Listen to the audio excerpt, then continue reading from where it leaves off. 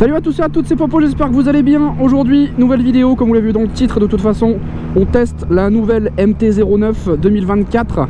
Donc le petit dernier millésime de chez Yamaha, sur lesquels ils ont vraiment bien travaillé, parce que ça va être le seul modèle qui va sortir chez eux cette année.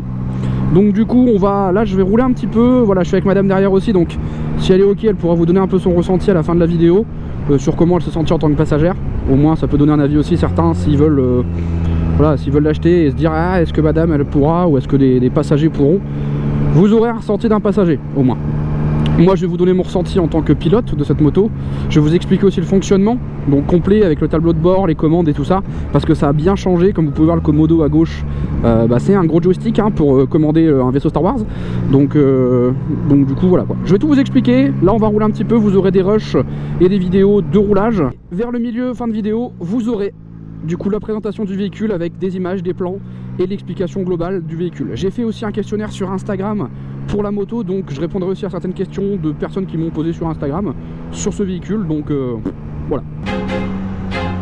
I feel like I'm losing my mind.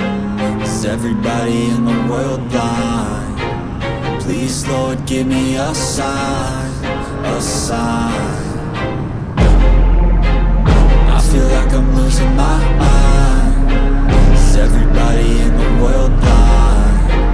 Please Lord give me a sign, a sign. I wanna be the greatest. Everybody on the fake shit. I look around and feel like everybody is the fakest. I make this every day and I'm impatient, hoping one day I blow up from the basement. Statement, the top is so vacant. I don't hear shit that I think is amazing. Waiting for my day when I'm playing sold out shows for 1,000. Franchement, le ressenti sur la moto est incroyable. La position de conduite est pas désagréable, même s'ils ont baissé le guidon à l'avant, qu'ils ont rabaissé un peu le guidon. Et ben on a toujours une position assez droite, donc on n'est pas sur l'avant. Moi, je compare ça un peu à quand j'avais ma 07. On est plus haut que sur une 07, c'est plus haut. Mais au niveau de la position de conduite, en termes de placement d'épaule et tout ça, j'ai l'impression d'être sur une 07, que le fait est qu'ils aient rabaissé un peu le guidon. C'est avec mon avis, évidemment. Donc après, moi le feeling est excellent. Je trouve la moto en termes de design incroyable, le réservoir est magnifique, l'avant est très réussi aussi, je vous la montrerai juste après. Non, franchement, le feeling est incroyable. J'ai roulé à peu près 1 heure hier, j'ai fait 80 km avec madame. Donc du coup, voilà, bon, elle a pas donné son ressenti, mais ce qu'elle a dit, c'est que c'est clairement tout aussi confortable que ma MT-07 en termes de position et tout ça d'assise, et c'est plus confortable que la R7 évidemment, parce que bon, sur la R7 j'ai une selle passager toute fine et toute petite. Donc du coup non, elle a dit que pour un passager c'était très bien. Donc elle mesure à peu près 1m63, donc hop là, ici elle mesure 1m63, et du coup pour une personne assez petite à l'arrière, elle a pas les jambes trop relevées sur les cale-pieds. Donc non, elle a kiffé vraiment l'essai avec moi. Ensuite, pour ce qui est du compteur, les informations se lisent très facilement. Donc là, la GoPro, j'ai vu les rushs. Je sais qu'on voit pas forcément très bien le compteur sur les caméras, mais en visuel, il se capte très facilement. De toute façon, vous avez plusieurs thèmes programmables. Je vous les montrerai juste après, de toute façon. Des modes, vous pouvez paramétrer tous les modes du véhicule, que ça soit l'anti-wheeling, que ça soit... Ah, d'accord. Donc que ça soit l'anti-wheeling, que ce soit tout ça, vous pouvez vraiment tout programmer. Donc non, c'est une très bonne moto. Ça, j'ai rien à dire là-dessus. Ça s'est amélioré au niveau du châssis aussi, parce que c'est vrai que les défauts de la MT-09 qui était à la base, c'était ces suspensions arrière surtout, qui étaient un peu molles, très raffermies. Là, enfin très raffermies, très spongieux plutôt. Du coup là on a plus, j'ai plus l'impression d'avoir ce défaut. De toute façon ils ont changé un peu le cadre à l'arrière, ils l'ont un peu modifié sur l'arrière. Moi je trouve que ça rigidifie bien ce qu'ils ont fait. Donc après évidemment que la SP sera encore mieux au niveau des suspensions et du feeling de route. Ça c'est clair et net, avec le all-in à l'arrière. Mais pour le coup j'ai rien à reprocher à la moto. Sur mon ressenti, moi, sur un roulage de tous les jours, c'est excellent. Après sur un roulage piste, roulage un peu plus agressif, voilà, elle est en rodage, j'ai pas fait le con avec. Donc je peux pas vous dire c'est sûr que c'est génial. Je vous mentirais parce que je sais pas finalement. Je saurais pas si c'est bien ou pas sur un roulage agressif, j'ai pas roulé agressif avec. Donc ça sera à vous d'en faire votre avis. Mais pour un roulage en tout cas quotidien, tous les jours sur la route, tout ça, s'amuser un peu, c'est excellent. J'ai fait quelques virages avec, comme vous avez pu le voir. Non, franchement ça tient la route, c'est pas spongieux, ça saute pas comme la MT-07 par exemple. Donc non, franchement hyper gros feeling, c'est génial moi je trouve, donc voilà. Donc voici, monsieur dame, la nouvelle Yamaha MT-09 2024 avec un avant, je trouve, très réussi. La phase 2 c'était particulier, mais cette identité que veut donner Yamaha à leur moto, leur donner un visage, leur donner une personnalité quoi un peu finalement. Voilà, dans la phase 3, je m'y retrouvais pas forcément avec un visage dessus. Là beaucoup plus, on a ces deux petits yeux ici. On va voir aussi également cet œil principal ici, où quand la moto est allumée, et ben on y voit bien quand même finalement. On y voit quand même assez bien. Donc non, moi je trouve que la moto a été très très réussie par Yamaha. On sent qu'ils ont bossé dessus sur les finitions. C'est vrai que ce que disaient les gens sur la MT-09 2023, c'est qu'il y avait, on voyait des câbles qui traînaient, tout ça. Donc, des câbles on en verra toujours de toute façon, parce qu'ils peuvent pas faire autrement malheureusement. Ça c'est incachable évidemment. Mais vous voyez, ici ils ont mis le klaxon ici, alors qu'avant c'était un morceau qui venait ici au milieu quoi. On le voyait bien apparent. Au niveau du châssis, du coup à l'arrière du cadre, ils l'ont un peu rigidifié, ils ont mis une nouvelle partie un peu différente, des petites coques en plastique ici qui font très sympa, moi je trouve, pour le coup, des petits carénages, et ce phare arrière aussi qui a un peu changé, qui a un peu évolué. Franchement je le trouve très très réussi. Ce réservoir qui est sublime, donc un gros morceau avec ça au milieu et ces aérations qui permettent d'entendre un peu plus le ronronnement moteur. Franchement rien à dire, cette moto est incroyable. Moi j'ai adoré mon essai là. J'ai fait un peu plus de 100 bornes avec, et bon, c'est peut-être pas assez pour donner un avis, mais j'ai roulé avec pas mal de motos, et pour le coup, elle est géniale. C'est assez linéaire pour le coup sur l'accélération, c'est pas foudroyant. Par contre, oui, si vous voulez être foudroyant, vous pouvez le faire aussi. Franchement, c'est un véhicule qui est hyper polyvalent. Moi, je la trouve magnifique. Bon, après, pour moi, ce qui manquerait, c'est évidemment, bon, comme vous savez sur ma chaîne, on enlève les rétros, on en met en bout de guidon, et là, ça change tout. Là, nous, chez Yamaha, on a décidé de mettre de l'optionnage avec les clignotants en bout de guidon. Donc, qui rendent quand même un peu vachement bien au niveau de la moto quand même. On va pas se mentir, ça fait pas mal. Mais c'est vrai que des rétros en bout de guidon, ça change tout. Moi, je trouve, ça change vraiment la ligne de la moto. Ça la purifie, voilà. Là, on sent vraiment, on a un étage complet de la moto et les rétroviseurs. L'homologation fait que, mais voilà, vous comprenez l'idée quoi.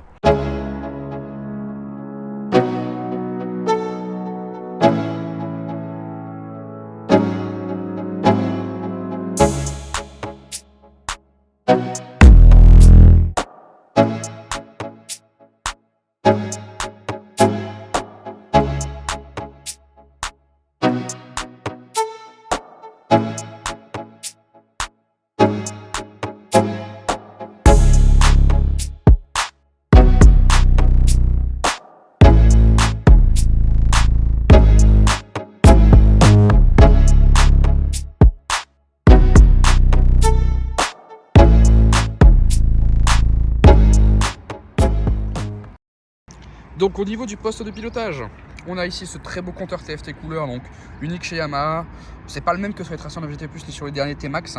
C'est vraiment un truc un peu particulier qui a changé un petit peu, où du coup on va avoir plusieurs thèmes, je vous montrerai juste après. Mais on y voit franchement très bien, les informations sont faciles à lire, sont accessibles, donc ça c'est bien. Au niveau du poste de conduite à gauche, on va avoir ici ce gros commodo. Donc avec ici, comme vous pouvez voir, l'appel de phare, on le voit ici sur le compteur. Pour l'activer, si jamais, pour ceux qui achètent des MT-09 et qui ne savent pas, un coup vers le haut, ça vous l'active, un coup vers le bas, ça vous le désactive. Au cas où, pour ceux qui ne le savaient pas ou qui voudraient le savoir, c'est comme ça qu'on le fait. Ensuite, toujours sur le régulateur de vitesse, on appuie sur le régulateur et on clique sur moins pour le mettre en place. Ça n'a pas changé chez Yamaha. Ce joystick, pour naviguer dans les menus, vous voyez, par exemple, si j'appuie sur le joystick une fois, ça m'ouvre un panel, je peux recliquer et du coup, ici, choisir ce que moi je veux mettre sur le compteur. Ok, donc ça c'est à votre bon vouloir évidemment, hein. Consommation instantanée, tout ça, c'est vous qui pouvez choisir. Au niveau des clignotants, donc c'est un peu particulier comparé à avant. Avant, sur toutes les motos de série, vous aviez un petit bouton juste ici qui apparaissait pour cliquer au milieu. Donc maintenant, un petit appui, donc là je vous montre de haut, un petit appui, ça garde le clignotant pendant quelques secondes. Un long appui, ça conserve le clignotant, et pour l'enlever, il faut rappuyer au même endroit. Pareil pour la droite, un petit appui, ça dégarde quelques secondes. Un long appui, ça le conserve et il faut appuyer une fois pour le désactiver. Un bouton simple pour le klaxon, un bouton pour les warnings. Assez simple finalement. À droite, donc le coupe-contact, un bouton pour démarrer la moto et un bouton mode qui permet du coup de venir changer les modes moteur, sport, custom, custom 1, rain, street Et voilà, on peut venir changer ici tous ces modes sur le compteur directement. Donc pour l'arrêter, évidemment, il faudra arrêter le véhicule pour qu'on puisse changer les modes, évidemment. Maintenant, on va s'attarder un peu plus sur le compteur. Oui, je sais, on voit ma tête derrière. Donc, ici, vous avez ce bouton Home. Donc ici, on arrive sur ce bouton Home. En cliquant dessus, vous voyez, ça nous ouvre un petit menu navigable, on va dire. Hop, où vous pouvez venir changer. Donc, on va avoir différents thèmes. Exemple, donc toujours avec le joystick, hein, à droite vers à droite, en haut vers en haut. Je vous l'apprends pas. Et un appui simple pour valider. Donc, vous voyez, on a différents thèmes. On va avoir celui-ci. On a celui-ci. Celui-ci, et moi c'est celui que j'ai choisi pour rouler avec la moto. Mais si je mets celui-là en marche, vous voyez, là, ça me met le mode que je veux. Vous voyez. Donc après, quand j'allume, on a le contour qui est comme ça. Le contour monte un peu juste après. Vous voyez. Donc il y a différents thèmes paramétrables que vous pouvez choisir à votre guise. Moi j'aime beaucoup celui-ci. Il me rappelle un peu ma R7 finalement. Donc c'est pour ça que je préfère celui-ci.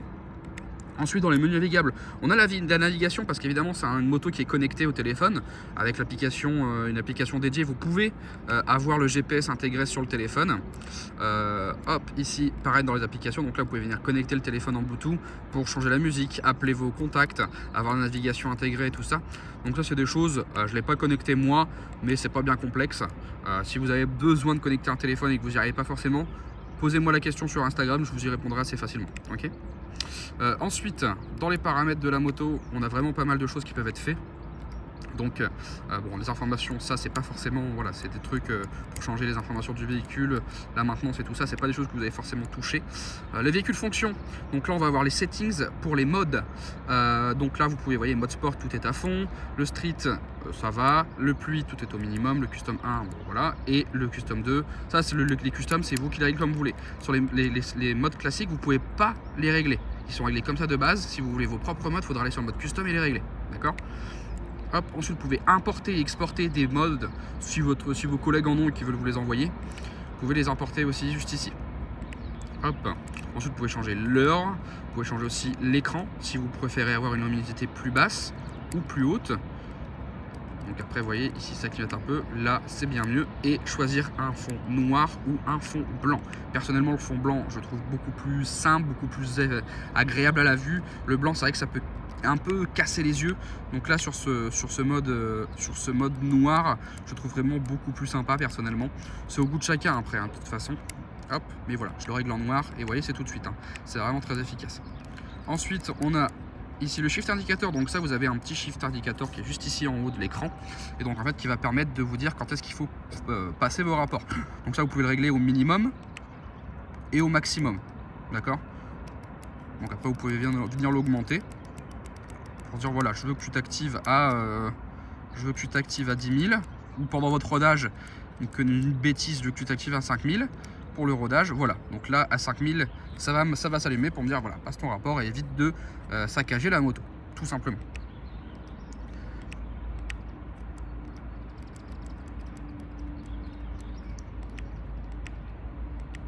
Donc voilà un peu pour cette moto.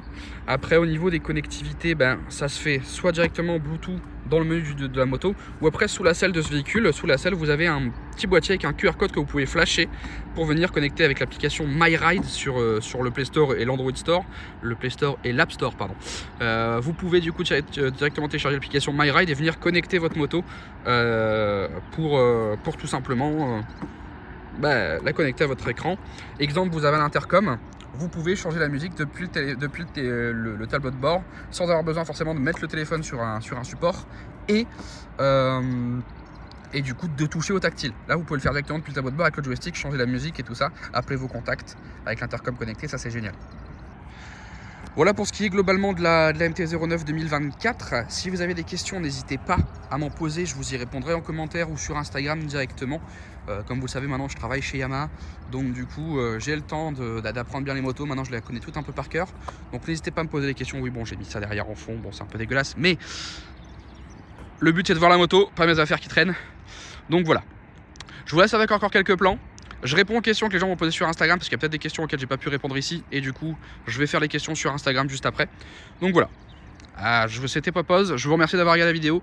N'hésitez pas à lâcher un petit commentaire, à vous abonner pour la suite, parce qu'il y aura plein d'essais différents sur plein de motos différentes. Donc je vous invite à vous abonner pour suivre tout ça, une nouvelle aventure sur YouTube après tout ce qui m'est arrivé. Je vous laisse regarder les anciennes vidéos pour ceux qui ne sont pas au courant. C'était Popose, merci à tous, très bonne journée, à bientôt. Salut à tous, c'est Popo, j'espère que vous allez bien. Donc là, comme j'ai dit, je répondrai aux questions que j'ai eues sur la MT-09. Donc on est parti, je suis avec la petite dernière qui est juste ici. Incroyable, je l'ai essayé hier pendant un peu plus d'1 heure. J'ai kiffé, franchement. Vous aurez la vidéo ce soir ou demain, en grand maximum demain, sur YouTube, donc n'hésitez pas. Donc, est-ce qu'il est possible de la brider en A2? Donc, Yamaha, pour la phase 3, avait fait un véhicule bridable en permis A2, en 47,5 chevaux et en full 95 chevaux. Donc oui, il y aura un véhicule bridable en permis A2 qui n'est pas encore sorti officiellement chez Yamaha, mais le véhicule sera bien bridable en permis A2. Donc, cette petite bestiole pourrait être accessible aux jeunes permis en 47,5 et après en full à 95 chevaux. Voilà. Alors, quels sont les plus gros changements avec la version 2019? Déjà, le cadre à l'arrière a énormément évolué, ce qui la rend moins molle de l'arrière. On a ce nouveau optique qui a changé aussi. Donc, la phase 2, on avait 2 yeux très prononcés, très jolis aussi. Et au niveau du compteur TFT 3e génération, nouveau réservoir, plus de puissance moteur, parce que sur la version 2019, on avait un moteur de 115 chevaux. Là, on a un moteur de 120 chevaux cette fois-ci. Et après, bon, voilà, la moto a énormément évolué en elle-même, donc c'est pas forcément la même bécane, mais elle est incroyable, quoi. Salut Donovan, merci pour ta question. Je voulais savoir, on peut l'avoir à quel âge la moto? Alors, la moto, tu peux l'avoir à partir de 18 ans en permis A2, évidemment. Après, si tu l'avais en configuration full, il faudra que tu aies minimum 20 ans parce qu'il faudra que tu passes ton permis moto à tes 18 ans et ensuite que tu passes ta passerelle à tes 20 ans. Donc, du coup, si tu l'avais en modèle full à 120 chevaux, il va falloir que tu passes, du coup, ton permis moto, ton permis A à 18 ans, puis 20 ans pour faire ta passerelle et pouvoir accéder au permis moto en full, en fait, tout simplement. Alors, nouvelle question, MT-07 ou MT-09 niveau feeling sur la route? Ça va être un peu un mix des deux. Au niveau de la position de conduite, moi j'ai trouvé que c'était plus MT-07 finalement sur l'assise parce qu'ils ont abaissé un peu le guidon. Donc du coup, on a une position légèrement plus sur l'avant qui ressemble un peu à celle de la MT-07. Mais finalement, le moteur de la MT-09 est incroyable. Donc c'est un mix des deux. Évidemment, le châssis est beaucoup plus rigide. Les suspensions, la partie cycle en elle-même est bien plus géniale sur la MT-09 que sur la 07, ça c'est normal. Mais pour le coup, c'est un feeling un peu unique aussi finalement. Sur une position de conduite, on peut se retrouver sur une moto différente. Mais après, elle a changé de tout au tout comparé aux phases 2 et aux phases 3. Donc du coup, et à la première phase aussi. Non, franchement, c'est une très très bonne bécane et le feeling était incroyable. Donc, j'ai pas pu tester encore la version SP, mais dès que je l'aurai à laisser, je vous la testerai, je vous donnerai mon nouveau ressenti. Bonjour Lucas, merci pour ta question. Alors, pour toi, le prix est juste ou un peu cher? Alors, il faut savoir que la MT-09 2024 en full sort à 10 799 €, donc 10 800. Clé en main avec tout ce qui est carte grise et frais d'immatriculation, on va être aux alentours des 11 000. Un peu plus de 11 000. Oui, pour moi, le prix est complètement justifié quand on voit que les concurrents sortent des véhicules à quasi 12-13 000 €. Pour ce véhicule-là, en tout cas, avec les connectivités qu'il a, la réactivité, le moteur que c'est, franchement, ça les vaut largement. Et je trouve même ça pas cher finalement, parce qu'à ce prix-là, tu as presque une R7 à 75 chevaux en full. Donc si tu veux une moto assez puissante avec de la niaque, et pour le coup, une sac, on va se l'avouer, je la trouve quand même sublime. Franchement, ça vaut le coup. Alors, quelles sont les qualités et les défauts de la MT-09? Ces qualités, il y en a énormément, je ne pourrais pas toutes les citer sur une seule story.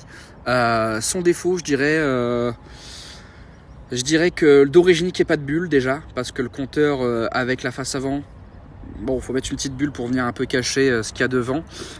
Et la selle qui est vachement rigide finalement, d'origine, c'est vachement rigide. Mais sinon, non, j'ai pas forcément de défaut à lui donner. De toute façon, il n'y a pas de mauvaise moto. Il n'y a pas des qualités ou des défauts. Les défauts et les qualités, c'est vous qui les choisirez en fonction de la moto que vous aimeriez avoir. Donc, il n'y a pas de défaut, il n'y a pas de qualité sur une bécane. C'est la bécane que vous souhaitez, la bécane que vous aimez, la bécane qui vous plaît, quoi. Un avis sur les suspensions, bien sûr. Moi, je suis pas compliqué là-dessus, franchement. J'ai pas trouvé ça dégueulasse, pas du tout. C'est assez souple, c'est assez rigide aussi, selon ce qu'on veut en faire. Fourche inversée de l'avant. En fait, c'est le cadre surtout qui a été rigidifié, donc on sent que la suspension elle est moins mise en contrainte, je pense. Donc du coup, non, franchement, agréablement surpris. Je m'attendais, je savais que ça allait être bien, mais je m'attendais à retrouver un peu le feeling que j'avais sur la phase 2, très molle de l'arrière, et au final pas du tout, parce que le châssis a bien été rigidifié sur l'arrière. Donc franchement très très surpris, et pour le coup les suspensions sont vraiment bonnes, ça s'incline facilement en courbe et tout ça, donc non, très bonne bécane.